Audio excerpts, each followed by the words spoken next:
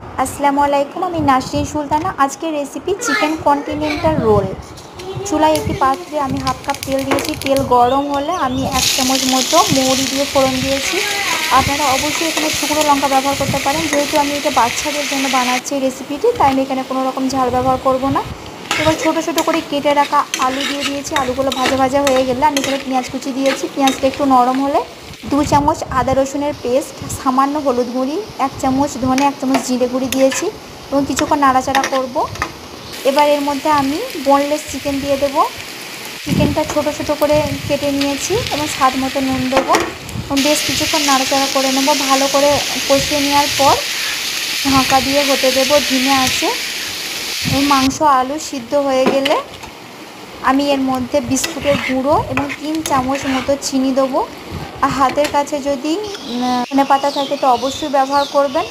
এবার খুব ভালোভাবে এটা মিশিয়ে নিলেই আমার পুর রেডি। এবার আমি চুলাটা অফ করে পুরটা ঠান্ডা করে নেব। এবার অন্য একটি পাত্রে আমি ময়দা, কর্নফ্লাওয়ার, বেকিং পাউডার এবং সামান্য নুন ও পরিমাণ মতো জল মিশিয়ে একটা ব্যাটার তৈরি করে নেব। এবার আরেকটি পাত্রে আমি 4টে ডিম, এলাচ গুঁড়ি, সামান্য নুন এবং কর্নফ্লাওয়ার দিয়ে ভালো করে ডিমটাকে ফাটিয়ে নেব। এবার আমি চুলায় একটি তাওয়া বসিয়ে দিয়েছি। তাওয়া গরম হলে আমি সামান্য সাদা তেল দেবো এবং ডিমের যে ব্যাটারটা তৈরি করেছি আমি 1 চামচ এই ডিমের ব্যাটারটা দিয়ে দেবো এবং পিঠা যেভাবে গোল করে এভাবে গোল করে নেব এবং আমি এর মধ্যে উপরে একটু পুর দিয়ে দেবো।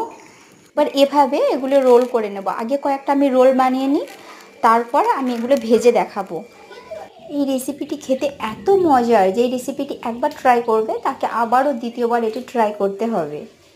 এবার এই রোলগুলোকে আমি ময়দার ব্যাটারে ভালো করে মাখিয়ে নেব এবং গরম তেলে ভেজে নেব। এগুলো যদি সকালে বানানো হয় তাহলে কিন্তু সন্ধে পর্যন্ত স্পঞ্জের মতো নরম থাকবে। খাওয়ার জন্য রেডি আমার চিকেন কন্টিনেন্টাল রোল। ধন্যবাদ আমার ভিডিওটি দেখার জন্য। আল্লাহ হাফেজ।